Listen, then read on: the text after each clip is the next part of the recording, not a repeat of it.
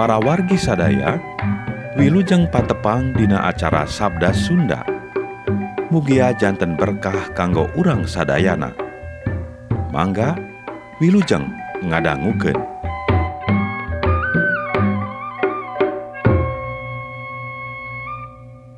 Injil Yesus Kristus numutkeun Santo Markus.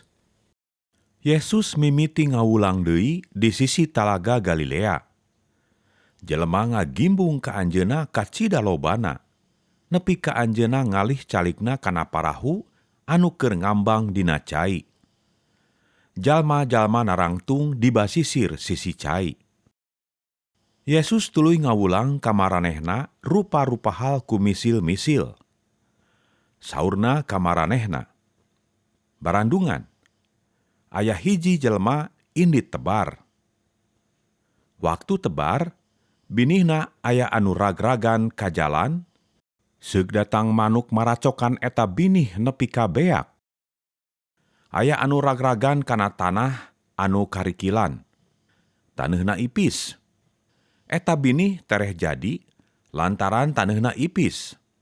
Tapi sanggeus kasebrot ku panon poe, binih anu kakara mentik teh ngulapes tuluy garing, lantaran akarna henteu jero.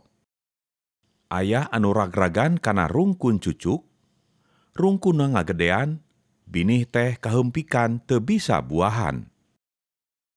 Anu ragragna kana taneuh anu riduh jeung lendo, jadina alus sarta baruahan. Hasilna aya nu 30 kalieun, nu 60 kalieun, jeung nu 100 kalieun. Saurna deui, lamun baroga ceuli pek ieu darengekeun. Sanggeus anjeunna nyalira bae, anu tadi ngadarengekeun teh aya anu daratang ka anjeunna, dibaturan ku 12 muridna, naranyakeun harti eta misil. Ari walerna, maraneh mah geus dibere nyaho rasiahna karajaan Allah. Ari nu sejen luareun eta ngan dibere ngadenge misilna bae. Jadi maranehna mah narenjokeun tapi teu narenjoeun, ngadarengekeun tapi teu ngalartieun. Sabab lamun narenjoeun jeung ngalartieun, tangtu tarobat ka Allah sarta kumantena tangtu dihampura. Saurna deui, kutan maraneh teu ngarti kana eta misil?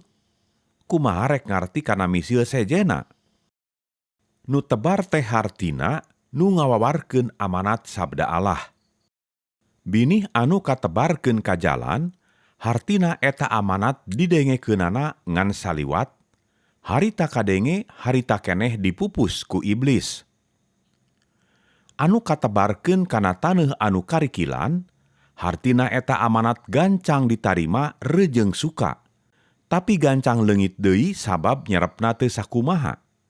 Barang disusahkeun ku batur, dumeh percaya kana eta amanat tuluy bae murtad. Anu katebarkeun kana rungkun cucuk, hartina eta amanat ditarima, tapi kadeseh ku kasalempangan hirup, ku hayang beunghar, jeung ku rupa-rupa kahayang nafsu, teu nepi ka bijil hasilna.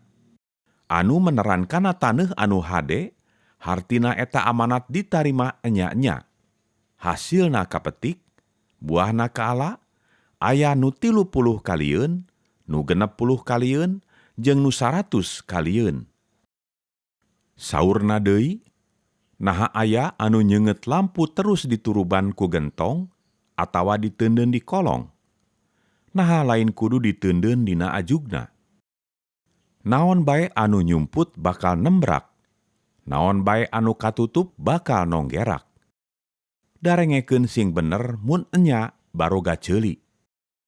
Saurna deui, pek tengetkeun sing bener anu kadarenge teh. Kalakuan maraneh ka batur, ku Allah bakal dibalikeun ka maraneh leuwih ti kitu. Anu enggeus bebeunangan bakal ditambahan.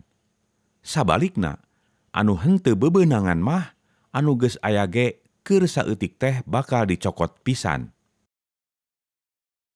Yesus sasauran deui, karajaan Allah teh ibarat ieu misil.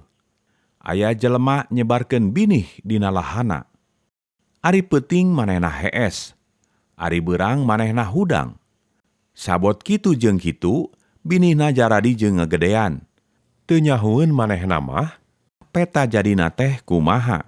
Pepelakanana ku taneuh di sina jadi nepi ka buahanana. Sina mentik, sina ngagedean, sina ranggeuyan, sina buahan. Sanggeus gandumna asak meujeuhna di ala, patani nyokot arit, gandumna di ala. Ibarat naon deui karajaan Allah teh. Yesus mariksa, kudu kumisil naon nerangkeunana. Ibarat misil ieu, aya jelema nyokot siki sasawi, tuluy dipelakeun dina taneuh.